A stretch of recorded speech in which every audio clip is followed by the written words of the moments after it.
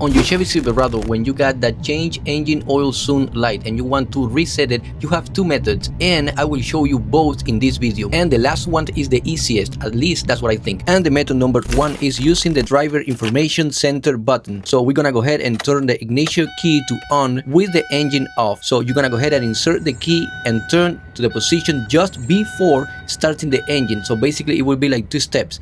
Then you want to press the vehicle information button. Usually it is marked with an I. You want to keep pressing on this button until you see oil life remaining. It's gonna be equal to 0, and you will see that on the display.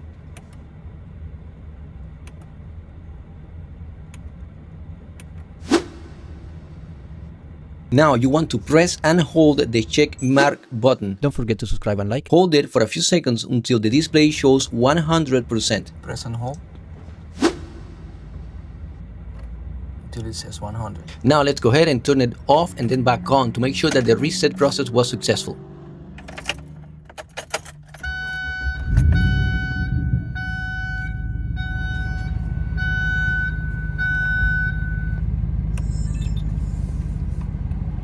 Method number 2. Now we are going to be doing the method number 2, and in my opinion this one is the easiest one. And again, we are going to begin by turning the ignition to on with the engine off. It is 2 steps on the key. That's it. You don't want to turn the engine on. Then you're going to fully press the gas pedal to the floor 3 times within 5 seconds. Then we're going to go ahead and turn the ignition key off, and then you can turn it back on and make sure that the process was successful. If this video did help you in any way, go ahead and smash that like button. And that's it for today. See you in the next one.